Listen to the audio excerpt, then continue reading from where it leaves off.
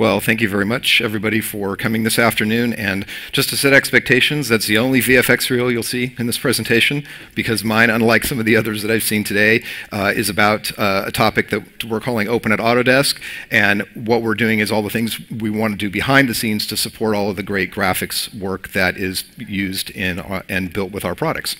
So what I want to talk about today is something we call Open at Autodesk, how we use open source principles within Autodesk and then outside of the company to help actually drive the state of the industry. So a little bit about me. My name is Guy Martin. I actually run the Open at Autodesk effort for Autodesk. And in previous lives, I've done similar things with the Samsung open source group. I also worked at Red Hat for a while, running their strategic open source consulting offering. So I've been doing this for probably about 12 or 13 years, the latter half of my career, and really enjoy helping companies really understand how to better use open source technologies. So let's talk about what is Open at Autodesk, because it's kind of a couple of different things. Obviously, it has an open source component. That's originally what I was hired for, was point number 3 down there, to deal with our open source strategy and processes and really figure out a way to do that in a much cleaner way at the company. I also had an element of my role which we figured out was inner source. So for those not familiar with that term, it's basically taking open source principles and best practices and applying those to your internal development projects and even into ways that you work more effectively within an organization.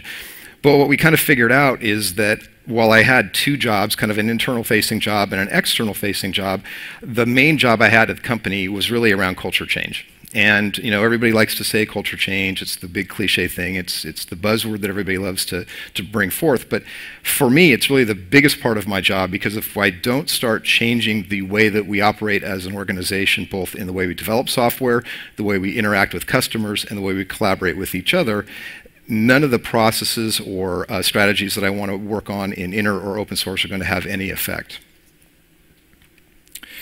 So I look at Open at Autodesk also as kind of an umbrella. On the one side, we have what I would call more strategic initiatives, right? We have this notion in the organization now of defaulting to open.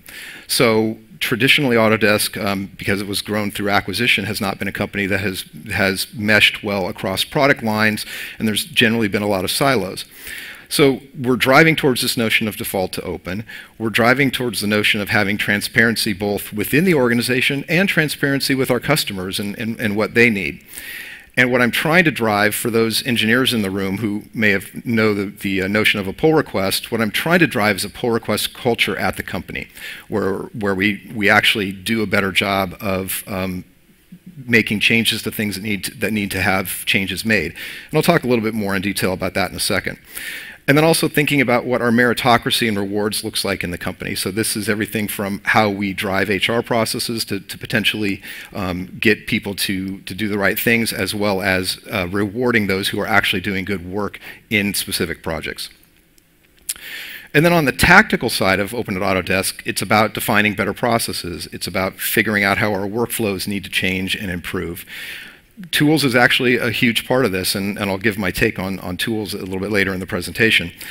And then finally, moving the company towards more of an agile development style. So traditionally, we've been a company that has developed in a waterfall methodology, where we have these very long product cycles, and we still do in our desktop products. And that's something that we're working to do a better job of, both to improve the way we develop software, but also the way we drive features to customers. So this is actually something that I put together when I used to work at Red Hat, when we had to think about how do we drive open source interactions both inside the company and outside the company.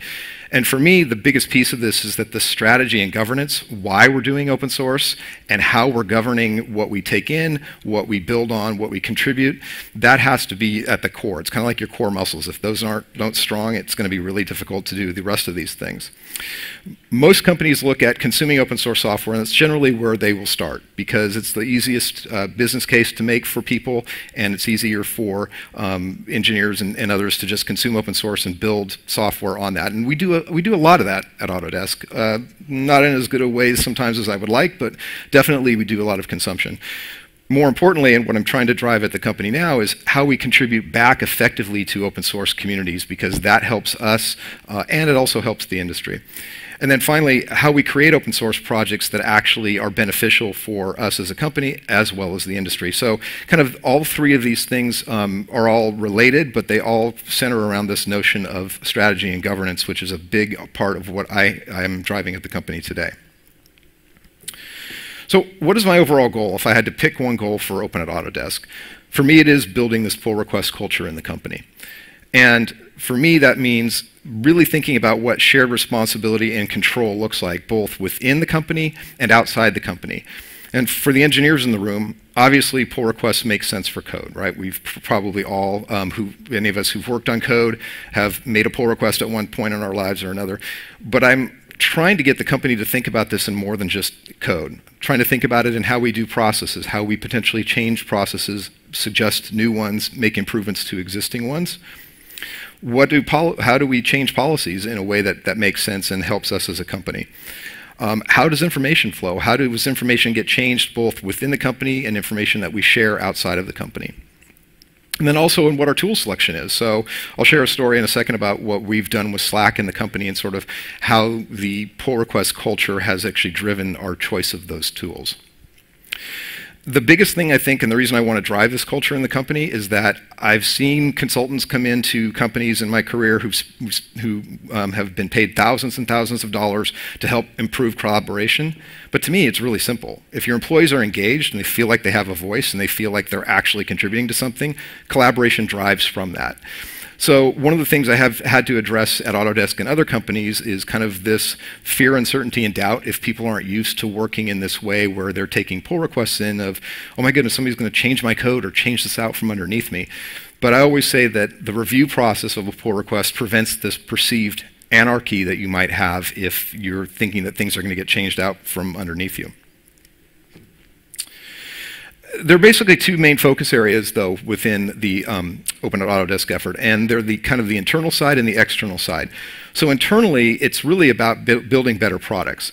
And the way we do that is build upon open source, obviously, that makes sense, but also, again, take those open source best practices, the way that communities in the open source world build effective software, and use those to actually improve the way that we operate as a company.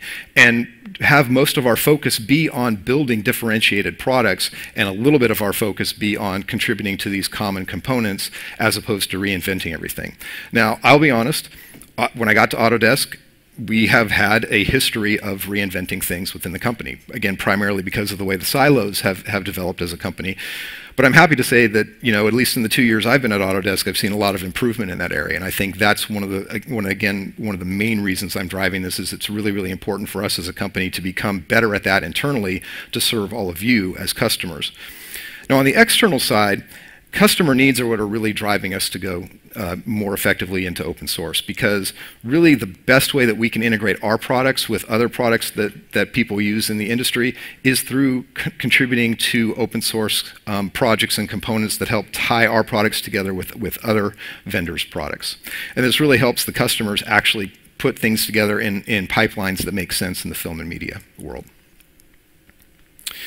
So I use this slide all the time internally at Autodesk, and people get tired of hearing me say this. Culture first, tools last. I've worked for a number of tool vendors in my career. I guess I technically work for one now. And I've often had the problem of people throwing a tool at a solution, people throwing a tool at a problem and attempting to use that as the only solution. Whereas if you think about kind of the corporate ethos side, how does collaboration work at your company today? How does it not work? What do you want to change? What does transparency look like? Are things transparent?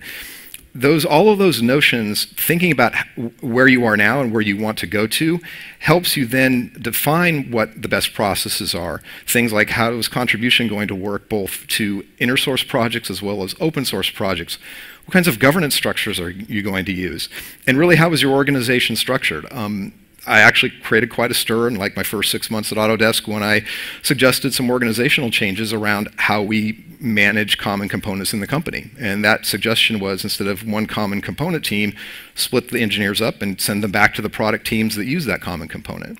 So that didn't end up happening, but it did get the company thinking about, are we actually using the right processes to make this happen? Once we sort of looked at the culture and then talked about processes, then it made sense to bring in a tool or tools to actually make that work. So for me, the big part of bringing in the tools is, are you thinking about how your knowledge is being used, reused, and captured? And what kinds of metrics are you putting together for what does success look like for these tools? So we'll talk a little bit about tools in a second. The other thing that we've really been working a lot on in my 2 years at Autodesk is improving our processes, both kind of externally and internally. On the internal side, one of the things that I found when I got to Autodesk was a huge inefficiency in how we were dealing with open source, both how we got permission to contribute to an upstream open source project, or how we got permission to create an open source project out of code that we had internally. And there were half a dozen processes at least. It depended on your division, depended on who your legal business partner was. And what we did is we sat down and said, let's create something that satisfies legal's requirements. And as an engineer, let's create one that doesn't make me want to pull my hair out every time I do a 5-line bug fix. So we were able to put that together in a JIRA process that our engineers use today, and that has improved things quite a bit. And we're actually working on what does the incoming process look like? How do we get approval to use open source components in our products in a way that's consistent and doesn't involve knowing who your legal business partner is and what they might be looking for. We've also looked at job competency updates. So this is my first 3 or 4 months at the company. We ended up talking with HR and really sat down and said, what do we need to change in the way that we operate as a company in terms of improving our openness and our transparency? And so we've done those job competency updates for both our software development functions and software development manager functions. And we're in the process of making those changes for our product manager functions, because without those two things in sync, it's going to be really difficult to get people to do the right things and have them rewarded for doing the right things. And then finally, we looked at kind of open and inner source guidelines. The biggest thing I get a question of in the company today is, well, okay, give me an example of an inner source project, or I need guidelines for how I should contribute to open source, or how I should work effectively in inner source. And so putting those guidelines together has given us a place to be able to point developers at and give them examples for how to do that. So I talked about tools. So with all of this, we were able to improve our tools. And one of the things we did was bring in Slack. So I'm jokingly called the Slack guy at Autodesk, even though I actually have a real job. And bringing Slack in was interesting because it wasn't a tools first proposition. My boss asked me to look at how do we solve our many-to-many collaboration problem in the company, because we actually had a big one. And I looked around and I found some people using HipChat off in a corner. I found some people using Link and Skype and trying to make that work. And then I found, no joke, 85 different instances of Slack in the company. None of them talking to each other, right? So that was kind of the aha moment where we said, okay, if we actually get people to adopt this virally, which they already are, but do it in a consistent way where people are actually talking to each other, huge benefits. We have about 8,900 people, so almost all of the company on Slack today, more than 6,000 people using it every month, and it's really changed the way we have conversations at the company. So it's actually led to a default to open paradigm. It's led to a transparency in the company which wasn't there before. We're a huge user of Artifactory now. We're trying to get to common components and common versions of those components as we build our products. And I think it's one of the really important things that we're trying to do as a company to help build more effective products and help actually not have potential issues around security vulnerabilities and other things, which I know was a conversation in the previous talk on cloud. So again, using things like that, using tools like Artifactory to help drive that is an important part of what we're doing. Defining a common CICD framework, right? Anybody here who's worked at a software company knows trying to get multiple teams who primarily built their own build systems and don't have a common continuous integration and continuous deployment environment to a common standard is a challenge. And it's still a challenge for us. We're working on it. I think we're making a lot of progress, especially in our cloud products, making a little bit slower progress in our desktop side, but I think we're actually going to make that happen as well. And that's really important so that you can actually have consistency if you want to have teams in the company contribute to inner source components. If you've got a common CI/CD build framework, it makes it much easier for you to run tests. It makes it much easier for you to verify things that other people are contributing. We actually have an internal version of Stack Overflow. This has actually proved quite interesting. We get a lot of teams within the company that are asking questions both on Slack and posting things on our internal version of Stack Overflow, and using that as a means to collaborate more effectively within the organization. And then wrapping that all together is something we call EHP, or engineering homepage, and that's literally the one-stop shop where we have all of the engineers in Autodesk have a place to go share information, find information about what we're doing as an organization, and sort of how they can better contribute to that. But the important part of all of these is that we're utilizing the tools to drive transformation after actually thinking about the culture and the processes that we want to improve. So we've talked about what Open at Autodesk is. Let me go into a little bit about why, because I think this is important for this audience and kind of to give you a perspective of where we're going as a company. So this is actually a study from Gartner in 2014, where they looked at best-in-class companies in the industry and realized that best-in-class companies use about 80% open source software and build their value add as the 20% on top of that. Now, the industry average in 2014, I don't know what the current number is, was less than 30%, 28, 29%. So the path to get to strategic use is hugely important. And I think you're starting to see more and more companies look at this and figure out where they are in that spectrum.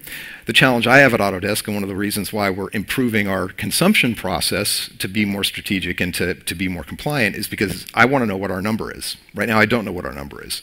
So kind of figuring out how we do that and how we consume open source more effectively is important for us to be able to benchmark against this. The other main reason we're doing this is that product development really is changing. Within Autodesk's case, we have a mature market in a lot of markets. M&E is one of them, but especially in our construction markets or architecture, those are mature markets.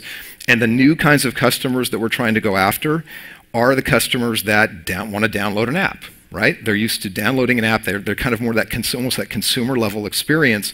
And so they want full lifecycle solutions from us. They don't want just point tools. I had a conversation with somebody the other day about our Revit and BIM products. And then I asked the question of, okay, well, how does a customer do X, Y, or Z? And they said, oh, well, they need to know that they've got to buy this other product. I said, so wait a minute, customers need to know which 5 products from us they need to buy? That doesn't sound like something that we really is scalable. So this is part of why we need to become more open and build things in a more consistent and cloud native way. Obviously, we're dealing with time to market pressures, right? That's nothing new. But being able to focus on what are our value-added features and not reinvent the wheel for every common component we need to use is kind of a discipline we need to really get better at in the company. And these last two, I think, are the most interesting to me. Next generation talent. Every person that I've talked to coming out of university, every person I've interviewed for the company, they all are used to working in this way.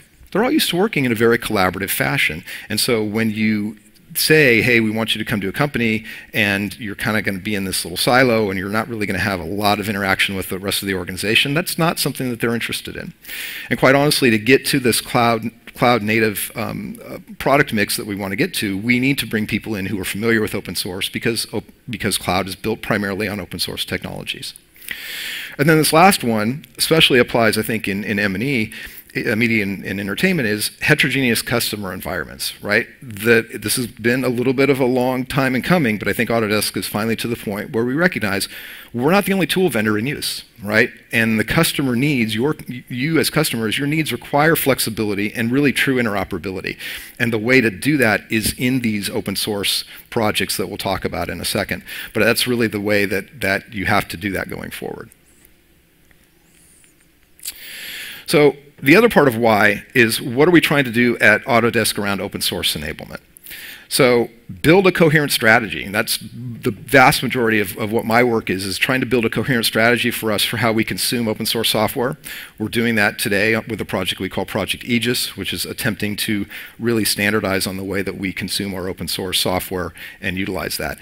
how we contribute back and how we create our own open source software. Obviously, I fixed the processes for approval on that, but there's still a lot of strategic work around and education work within the company around, yes, you can contribute back to open source software. Yes, we want you to do that as it makes sense. And yes, we want to create open source projects that are beneficial both for us as a company and as the industry, and the industry as a whole.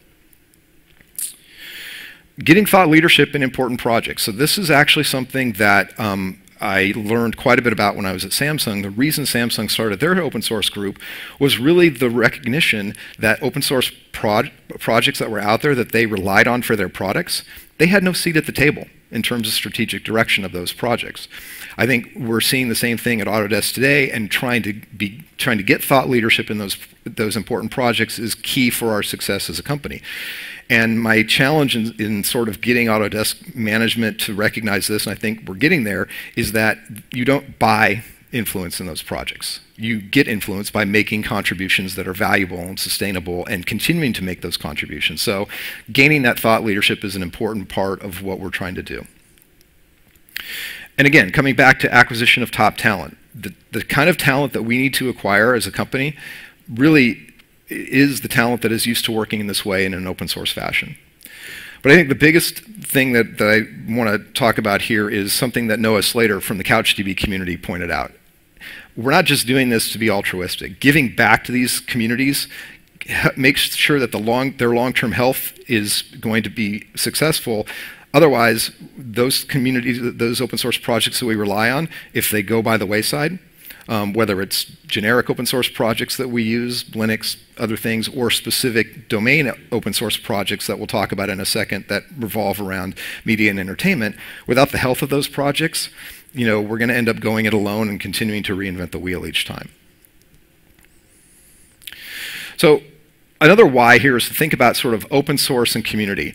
I like to think about communities this way. They have a life cycle, like anything else. People come in, they become visitors, maybe they become novices after a while, they're contributing a little bit, they become regular insiders.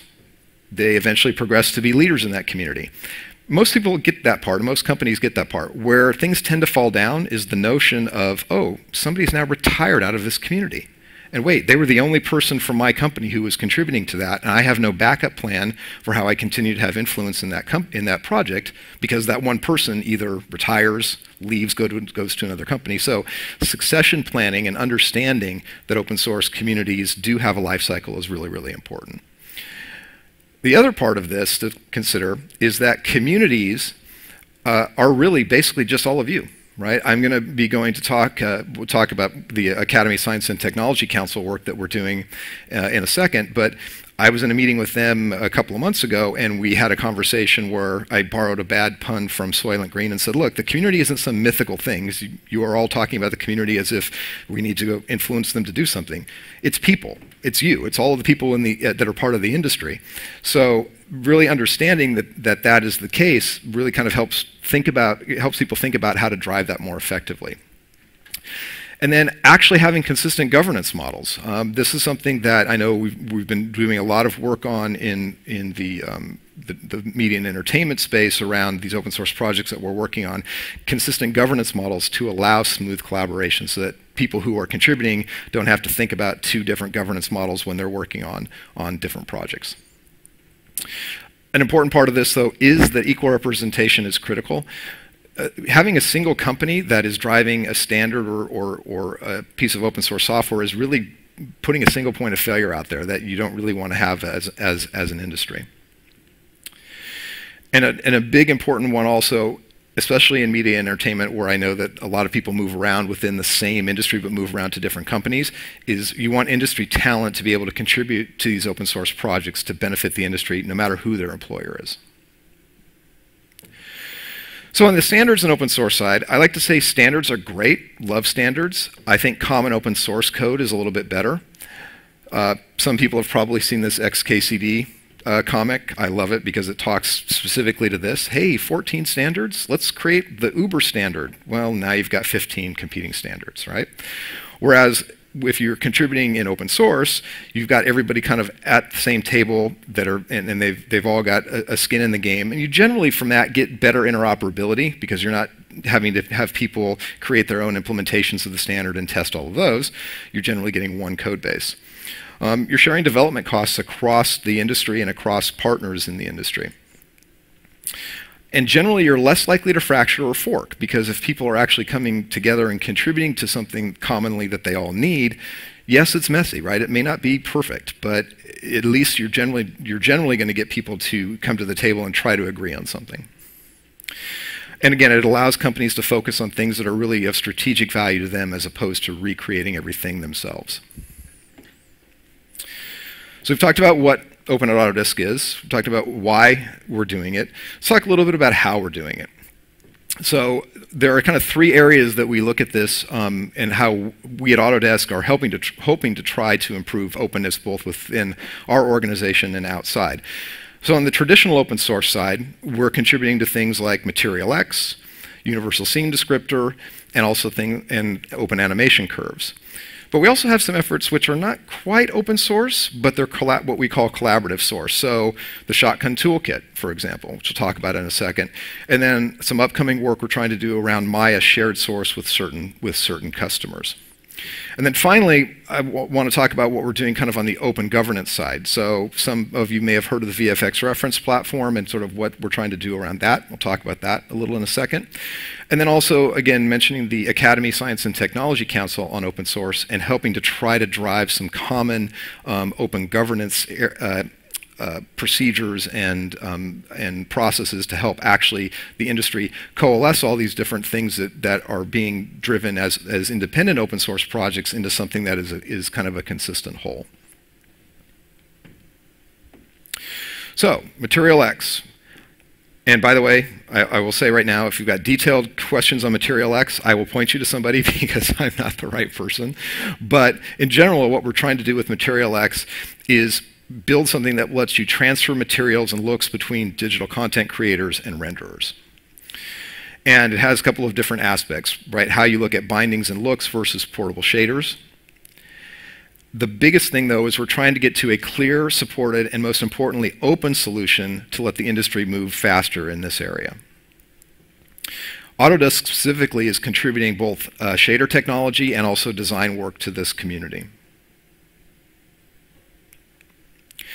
And really it's about, I think, for the way we look at this, is letting us embrace the native artist workflow and make it easier for people to adopt both our technology and other technology in their pipeline and leverage that in a consistent way. So Shotgun Toolkit, this one I actually know a little bit more about, but if you actually look on github.com, Shotgun Software, because they were an acquisition for Autodesk, there are 68 viewable repos that all start with TK-, so the Shotgun Toolkit. And really this is code that comprises a data integration layer to and from Shotgun itself. Now, as the open source guy in the company, of course, I get a little bit concerned about why is it this custom open source thing that's not really fully open source, right? There's a custom license that limits the right to use the code to places you can't use it outside of Shotgun. And I sort of understand that because there's been a lot of effort put into this, and theoretically somebody could take this, go and create a competitor of Shotgun. So I understand why they did that. Again, not tremendously happy as the open source guy, but it makes sense.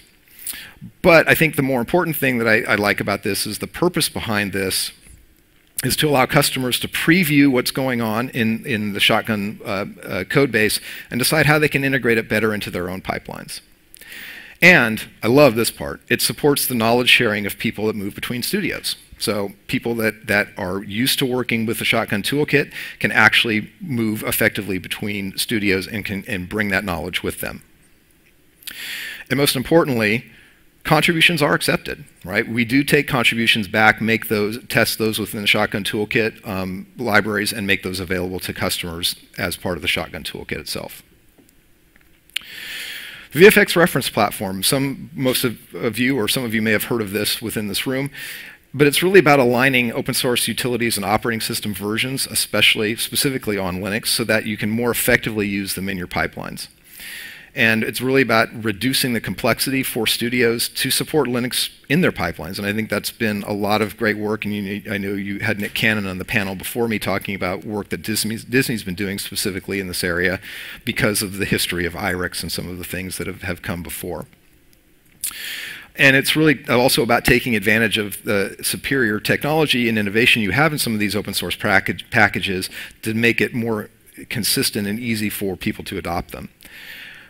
Particularly for us as vendors, this helps us target particular stable versions that we know customers are likely to have. And so that kind of helps us from a support standpoint and also as we build product out.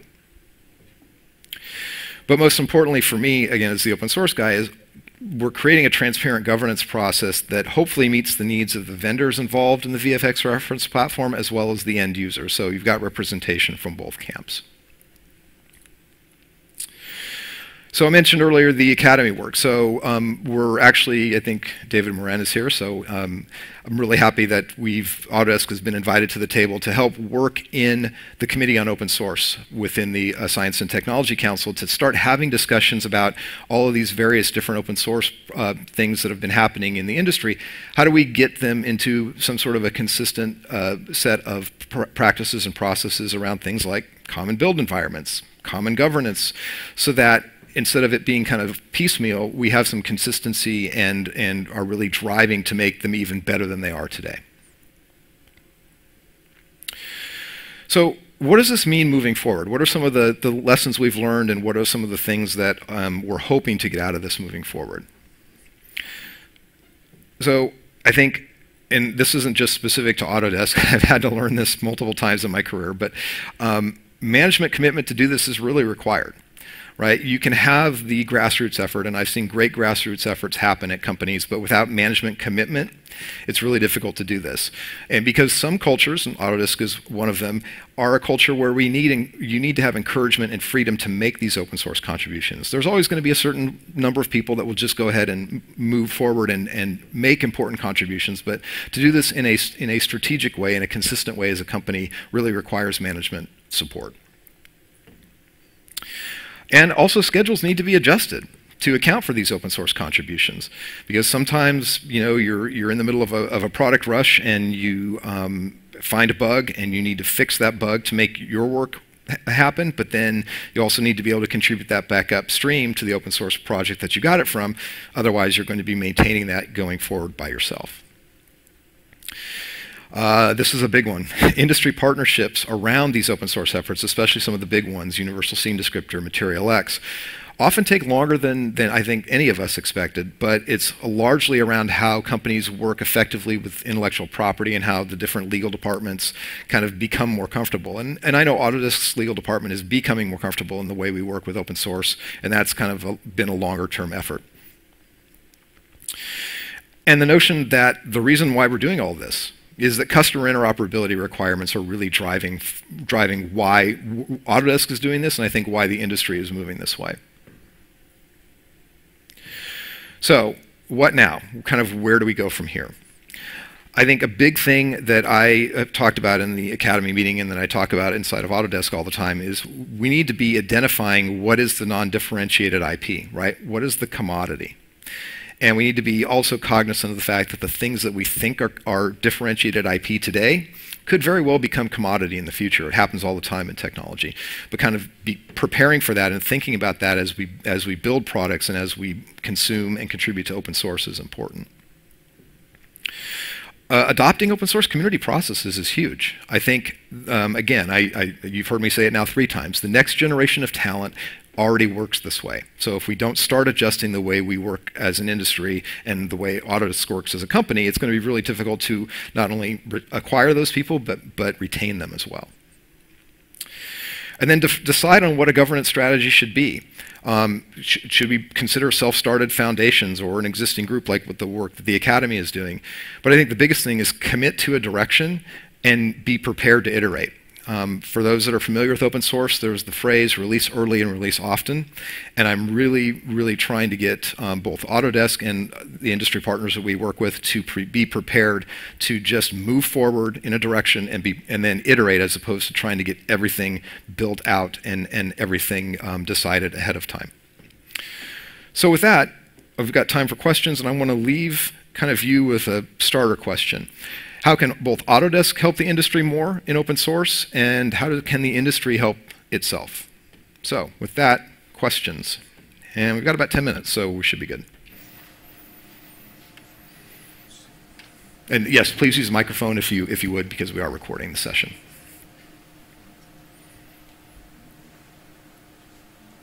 Oh, no questions?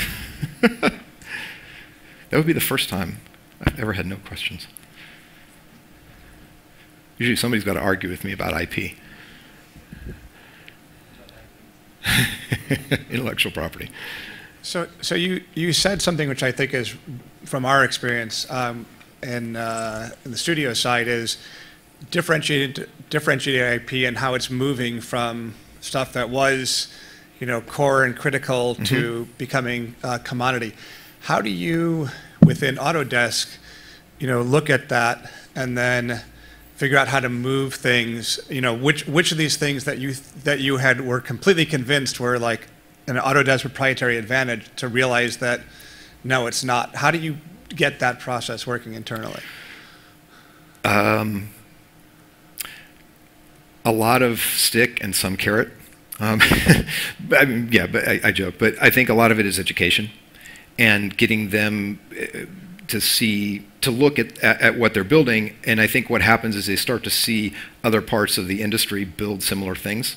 And that's usually the first clue where I can say, okay, well, there's other parts of or competitors, or there's studios building their own things to do this. And that's when I start to have the conversation around, okay, this is starting to become commodity. So, Autodesk, you have two choices. Or any company, you can go through and continue to try to drive it alone on your own, or you can sort of say, what, we're gonna be much more successful at making our products, compatible and acceptable if we actually start contributing to that thing instead of trying to fight it on our own.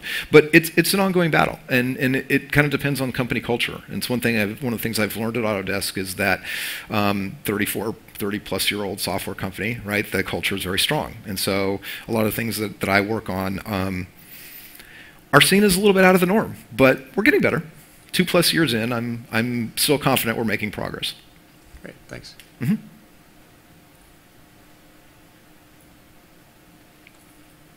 Other questions? Otherwise, you guys get 6 minutes back.